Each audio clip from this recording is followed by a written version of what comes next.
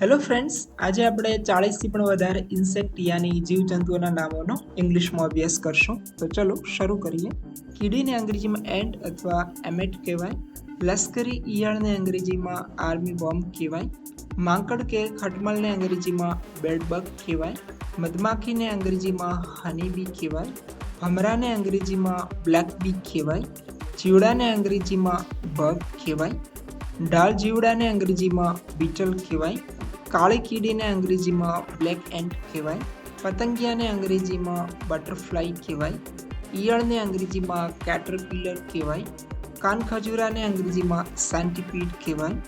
વંદાને અંગ્રેજીમાં કોકરોચ કહેવાય. તમરાને અંગ્રેજીમાં ક્રિકેટ કહેવાય. મકોડાને અંગ્રેજીમાં કાર્પેન્ટર એન્ટ કહેવાય. વાણિયા કીટકને અંગ્રેજીમાં ડ્રેગનફ્લાય કહેવાય. અળસિયાને અંગ્રેજીમાં અર્થવર્મ કહેવાય. આગિયાને અંગ્રેજીમાં ફાયરફ્લાય કહેવાય. ચાંચડને અંગ્રેજીમાં ફ્લી કહેવાય. ફળની માખીને અંગ્રેજીમાં ફ્રૂટ ફ્લાય કહેવાય. બગાઈને અંગ્રેજીમાં ગેટ ફ્લાય કહેવાય. પ્રકાશ કીડાને અંગ્રેજીમાં ગ્લોવર્મ કહેવાય. ડાન્સને અંગ્રેજીમાં નેટ કહેવાય. તીતી ઘોડાને અંગ્રેજીમાં ગ્રાસ હોપર કહેવાય. મોટી ભમરીને અંગ્રેજીમાં હોર્નેટ કહેવાય. માખીને અંગ્રેજીમાં હાઉસ ફ્લાય કહેવાય. લેડીબર્ડને અંગ્રેજીમાં લેડીબર્ડ અથવા તો લેડીબગ કહેવાય. જળાને અંગ્રેજીમાં લીચ કહેવાય. તીડને અંગ્રેજીમાં લોકસ્ટ કહેવાય.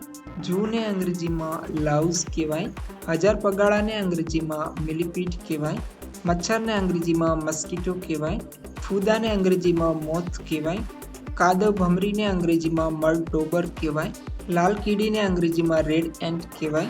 ઇન્દ્રગોપને અંગ્રેજીમાં રેઇનમાઇટ અથવા તો રેઇનબગ કહેવાય. વીંછીને અંગ્રેજીમાં સ્કોર્પિયન કહેવાય. રેશમી કીડાને અંગ્રેજીમાં સિલ્કવર્મ કહેવાય. ગોકળગાયને અંગ્રેજીમાં સ્નેલ કહેવાય. કરોળિયાને અંગ્રેજીમાં સ્પાઈડર કહેવાય.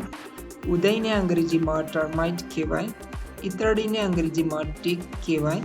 ભમરીને અંગ્રેજીમાં વાસ્પ કહેવાય.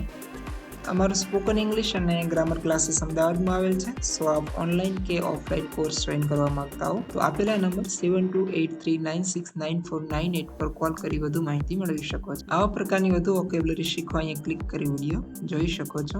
Thank you.